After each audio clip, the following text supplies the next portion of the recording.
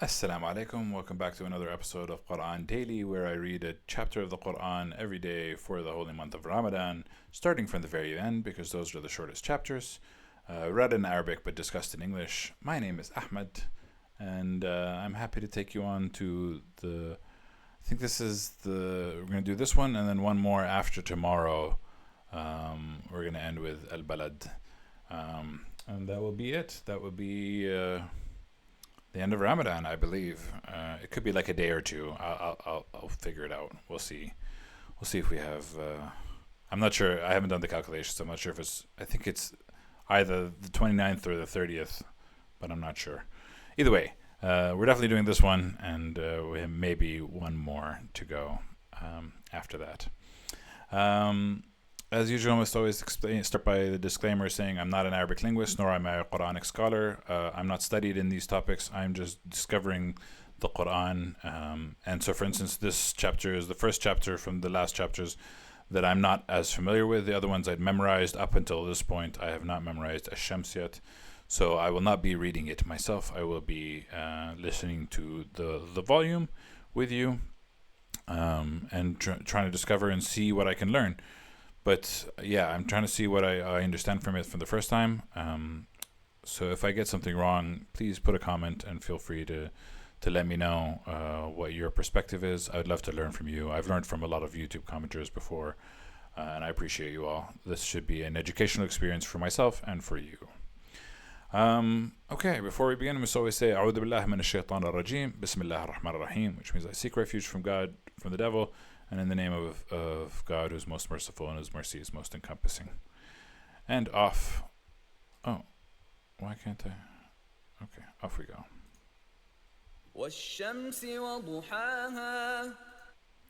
Okay, and here, continuing the streak that we've seen in the past couple of chapters, it's the oaths by the sun and its brightness. والشمس وضحاها, very clear. والقمر إذا تلاها. And the moon when it follows it, like we're seeing as the moon following the sun. So it's a very kind of like, it's a beautiful visual, like the moon chasing the sun. والنهار إذا جلاها. And the day as it unveils. But here, as it says, as it unveils, إذا جلاها. For me, it sounds like he's doing it. القمر إذا تلاها والنهار إذا جلاها. And the day, if it displays it, or as it unveils it. Because for me, I get the expression that God is doing this. I mean, God is doing it all to begin with. But here's talking about the day and as it unveils. والليل إذا يغشاها. And here, this is similar to what the first verse of Surat Al-Layl, وَاللَّيْلِ إِذَا يَغْشَاهَا, which means, and the night as it conceals it. So here, the day displays it, and the night conceals it. So you kind of have the sun, the moon, the day, the night. You're having opposites here in this description. والسماء وما بناها. Yeah, so here again, it does now start talking about God, and I got that expression from before, that and the day as God displays it, and the night as God covers it, and the heaven and what He constructed it, وما بناها, the heaven and what He constructed it. So here it's being done to the heavens. والأرض وما طحاها. And the opposite of the heavens or the sky is the earth and what He spread in it. And the one who spread it, the earth and the one who spread it and raised it across. ونفس وما سواها. Okay, here it says a soul, but again, if y'all remember Safa reading with us, she has a strong opinion on this word not meaning soul. It means self. It means the self, and I wonder if Google Translate will do it. Uh, the general understanding is that it's the soul, but here it does mean kind of self. Anyway, so it would make sense to be soul, because in the soul and he who proportioned it, who fashioned it, who made it. Yeah.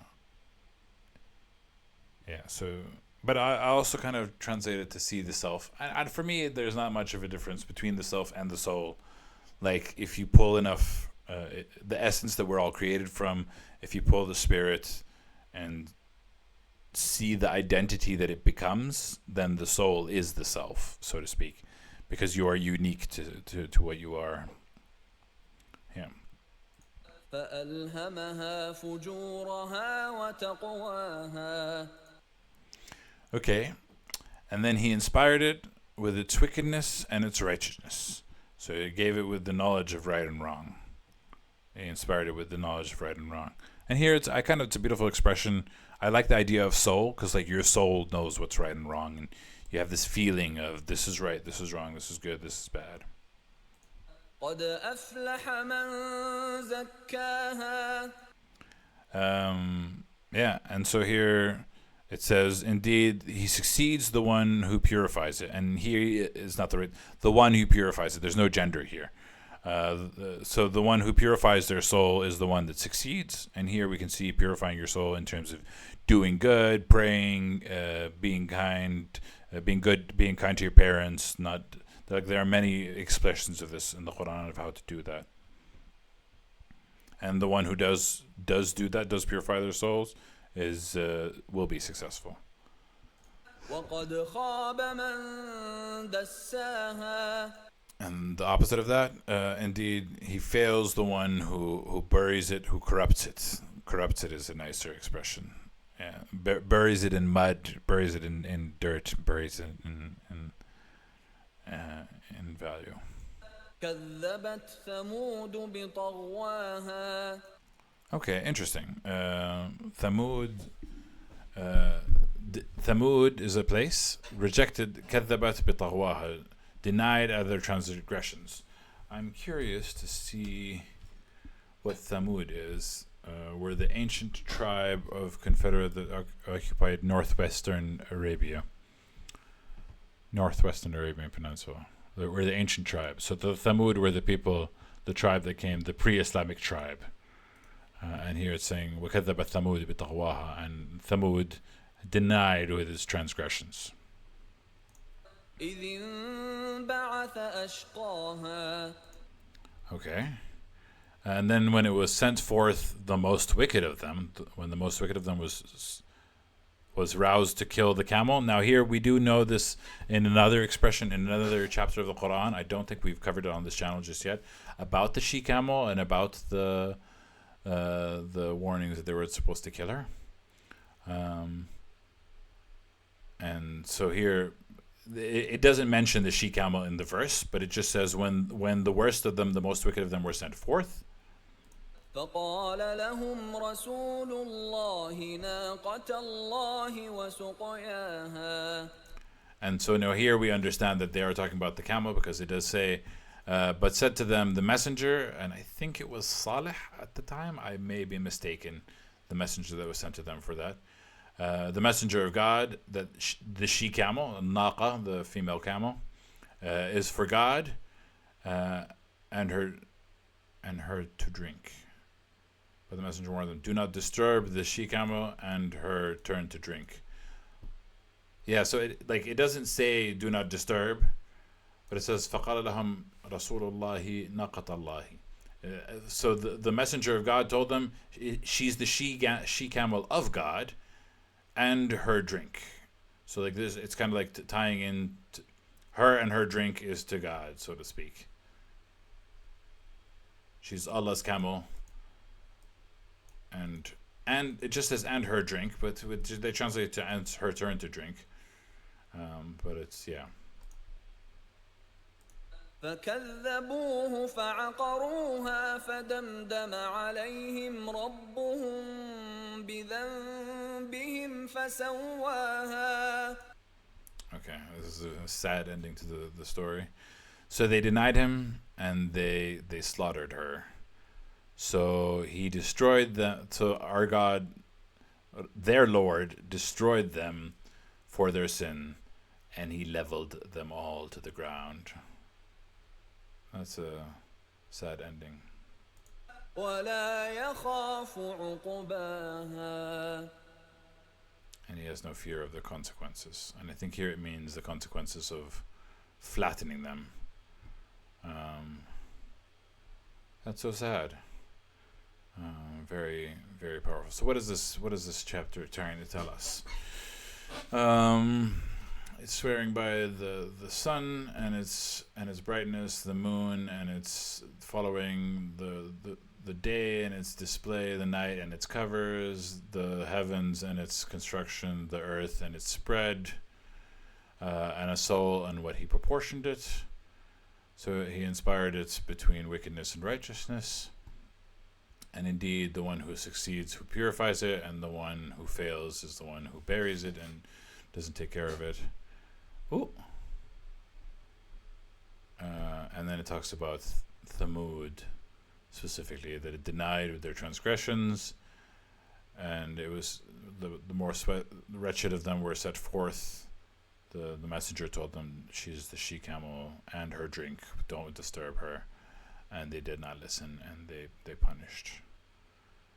It's kind of a sad story. Yeah, interesting. I wonder what the connections are between the swears of the night and the moon, the sun and the moon, the day and the night, the heavens and the earth, and the self, and then the story of Thamud. Like, is that saying like the she-camel is a part of the natural order of things, and or maybe it's like trying to tell us that some animals are sacred? I don't know. I don't quite understand the lesson that I'm supposed to learn today from it, but interesting. I mean, it's beautiful. It's just beautifully sad. But yeah, such is the Quran. Interesting to have these kind of chapters that are also somber. But yeah, thank you for watching. As usual, we always end with Sadaqallahu al-Aliyyul Azim.